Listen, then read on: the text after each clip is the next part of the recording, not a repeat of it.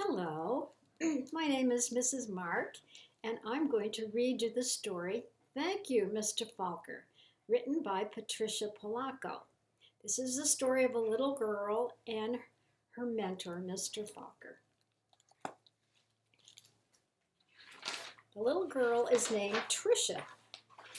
This is a better picture of her. She was 5 years old when this story started. And here she is with her grandfather. The grandpa held a jar of honey so that all the family could see.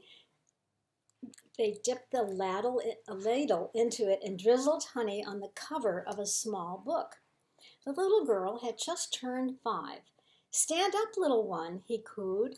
I did this for your mother, your uncles, your older brother, and now you. Then he handed the book to her. Taste.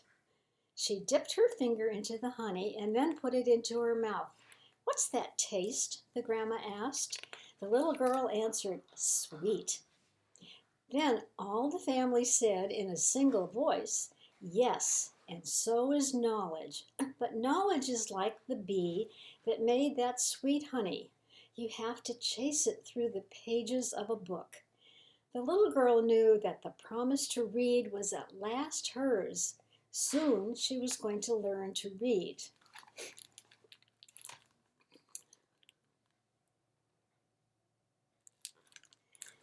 Patricia, the littlest girl in the family, grew up loving books. Her school teacher mother read to her every night, and her red-headed brother brought his books home from school and shared them with her. And whenever she visited the family farm, her grandfather or grandmother read to her by the stone fireplace. When she turned 5 and went to kindergarten, most of all she did was hope to learn to read. Every day she saw the kids in the first grade across the hall reading, and before the year was over, some of the kids in her own class began to read, but not Tricia. Still, she loved being at school because she could draw. The other kids would crowd around her and watch her do magic with her crayons. And then her brother said, in the first grade, you'll learn to read. Here she's doing her drawing. In the first grade, Tricia sat in a circle with the other kids. They were all holding Our Neighborhood, their first reader, sounding out letters and words. They said, be, boy, boy, and la, look. The teacher smiled at them when they put all the sounds together and got a right word. But when Tricia looked at a page, all she saw were wiggly shapes. And when she tried to sound out words, the other kids laughed at her. Tricia, what are you looking at in that book, they'd say. I'm reading, she'd say to them. But her teacher would move on to the next person. Always when it was her turn to read, the teacher had to help her with every single word. And while the other kids moved up into the second reader and third reader, she stayed alone in Our Neighborhood. Tricia began to feel different. She began to feel dumb. The harder the words got for the little girl, the more and more time she spent drawing. Oh, she loved to draw, or just sitting and dreaming, or when she could, going for walks with her grandmother. One summer day, she and her grandma were walking together in the small woods behind their farm. It was twilight. The air was sweet and warm. The fireflies were just coming up all over the grasses. As they walked, Tricia said to Grandma, do you think I'm different? Of course, her grandmother answered. To be different is the miracle of life. You see all those little fireflies? Everyone is different. Do you think I'm smart? Tricia did not feel smart. Her grandmother hugged her. You're the smartest, quickest, dearest little thing ever. Right then, the little girl felt safe in her grandma's arms. Reading didn't matter so much then. Trisha's grandma used to say, when the stars were the stars were holes in the sky. They were the light of heaven coming from the other side. And she used to say that someday she would be on the other side, where the light comes from. One evening they lay on the grass together and counted the lights from heaven. You know, her gram said, all of us will go there someday. Hang on to the grass, or you'll be lifted right off the ground, and there you'll be. They laughed, and they both hung on to the grass. But it was not long after that night that her grandma must have let go of the grass, because she went to where the lights were, on the other side. And not long after that, Trisha's grandpa let go of the grass too. School seemed harder and harder now. Reading was just plain torture.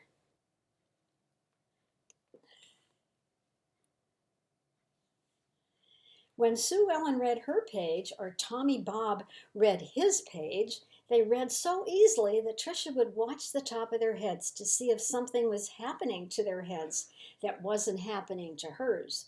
And numbers were the hardest things of all to read. She never learned anything right. Line the numbers up before you add them, the teacher would say. But when Tricia tried, the numbers looked like a stack of blocks, wobbly and ready to fall. She just knew she was dumb. Then one day her mother announced that she had gotten a teaching job in California, a long way from the family farm in Michigan. And even though her grandma and grandpa were gone, the little girl didn't want to move. Maybe, though, the teachers and kids out in the new school would not think she was dumb. She and her mother and brother moved across the country in a two-tone 1949 Plymouth. It took 5 days to drive across the country. But at the new school, things were still pretty much the same. When she tried to read, she stumbled over the words. The cat ran. She was reading like a baby in the 3rd grade. And when her teacher read along with them and called on Tricia for an answer, she gave the wrong answer every time. Hey, dummy, a boy called out to her on the playground. How come you're so dumb? The other kids stood near him and laughed. Tricia could feel the tears burning in her eyes. How she longed to go back to her grandpa's farm in Michigan. Now, Tricia wanted to go to school less and less. I have a sore throat, she'd say to her mother.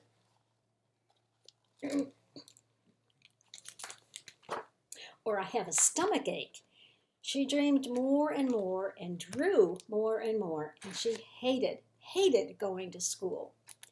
Then when Tricia started 5th grade, the school was all abuzz. There was a new teacher. Here he is. He was tall and elegant. Everybody loved his striped coat and slick gray pants. He wore the neatest clothes. And all the usual teachers' pets gathered around him. Stevie Joe and Alice Marie, Davy, Michael Lee.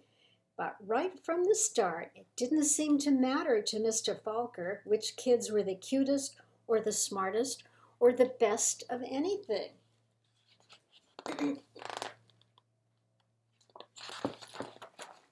Mr. Falker would stand behind Tricia whenever she was drawing and whisper, "This is brilliant, absolutely brilliant. Do you know how talented you are?" When he said this, even the kids who teased her would turn around in their seats and look at her drawings, but they still laughed whenever she gave the wrong answer. Then one day she had to stand up and read, which she hated. She was stumbling through a page in Charlotte's Web, and the page was going all fuzzy when the kids began to laugh out loud. Mr. Falker, in his plaid jacket and his butterfly tie, said, "Stop! Are you all so perfect that you can look at another person and find fault with her?" That was the last day anyone laughed out loud or made fun of her, except Eric. He sat behind Tricia for 2 whole years, but he seemed almost to hate her, and Tricia did not know why. He waited by the door of the classroom for her to and pulled on her hair. He waited for her on the playground, leaned in her face and called her Toad. Trish was afraid to turn any corner for fear Eric would be there. She felt completely alone. The only time she was really happy was when she was around Mr. Faulkner. He let her erase the blackboards. Only the best students got to do that. He patted her on the back whenever she got something right, and he looked hard and mean at any kid who teased her. But the nicer Mr. Faulkner was to Tricia, the worse Eric treated her. He got all the other kids to wait on her at the playground or in the cafeteria or even in the bathroom, and to jump out and call her stupid or ugly. And Tricia began to believe them. She discovered that if she asked to go to the bathroom just before recess, she could hide under the inside stairwell during the free time and not have to go outside at all. In that dark place, she felt completely safe. But one day at recess, Eric followed her to the secret place. "Have you become a mole?" he asked, and he laughed. And he pulled her out into the hall and danced around her. Dumbbell, dumbbell, maggoty old dumbbell. Tricia buried her head in her arms and curled up in a ball. Suddenly she heard footsteps. It was Mr. Falker. He marched Eric down to the office. When he came back, he found Tricia. "I don't think you have to worry about that boy ever again," he said softly. "What was he teasing you about, little one?" "I don't know," Tricia shrugged. Tricia was sure that Mr. Faulkner believed that she could read. She had learned to memorize what the kid next to her was reading, or she would wait till Mr. Falker to help her with her sentence. Then he would say the same thing that he did. "Good," and he would say. Then one day, Mr. Falker asked her to stay after school and wash the blackboards.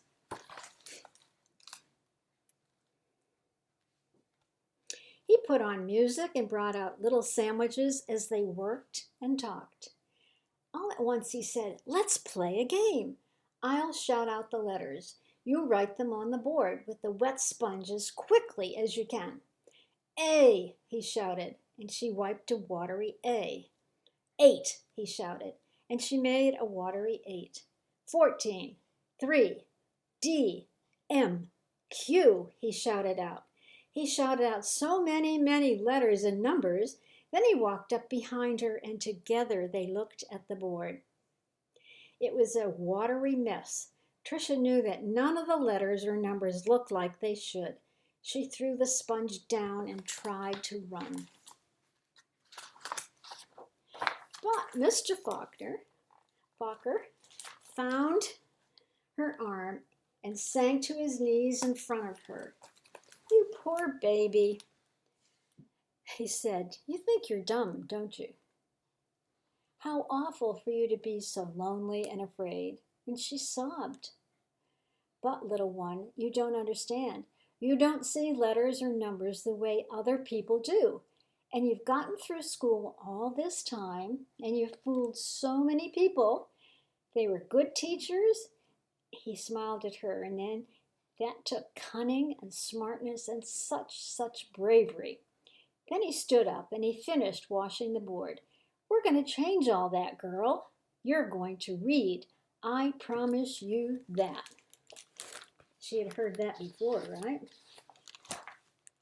So now, almost every day after school, she met with Mr. Falker and Miss Plessy, a reading teacher. They did a lot of things she didn't understand. At first, she made circles in the sand, and then big sponge circles on the blackboard, going from left to right, left to right. Another day, they finished letters on a screen, and Tricia shouted them out loud. Still other days, she worked with wooden blocks and built words, letters, letters, letters, words, words, words, always sounding them out, and that felt good. But though she had read words, she hadn't read a whole sentence, and deep down she felt still very dumb. Then one spring day, it had been 3 months or so that she started to work with him, Mr. Falker put a book in front of her. She had never seen it before. He picked up a paragraph in the middle and pointed to it, almost as if it were magic, or as if lights poured into her brain. The words and the sentences started to take shape on the page as they never had before. She marched them off to. Slowly, she read a sentence, and then another, and finally she read a paragraph, and she understood the whole thing. She didn't notice that Mr. Falker and Miss Plessy had tears in their eyes. They were so happy for her. That night, Tricia ran home without stopping.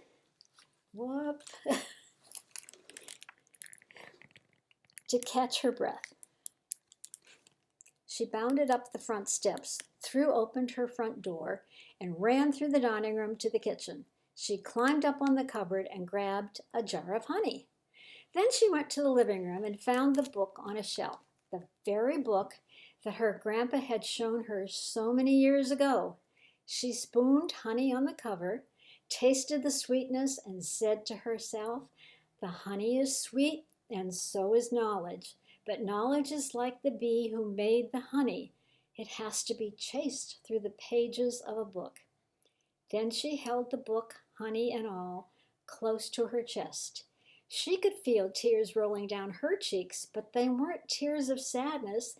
She was happy, so very happy. And then the last page in this book, the rest of the year became an odyssey of discovery and adventure for this little girl. She learned to love school, and I know because that little girl was me, Patricia Polacco. So this is the woman who wrote the story, and this is her life story. I saw Mr. Falker again some 30 years later at a wedding. I walked up to him and introduced myself. At first, he had difficulty placing me. Then I told him who I was and how he had changed my life so many years ago. He hugged me and asked me what I did for a living. "Why, Mr. Falker," I answered, "I make books for children." "Thank you, Mr. Falker. Thank you." And she was the artist who illustrated this book, because remember, she was an artist at the beginning of the book when she couldn't read. Hope you enjoyed this story.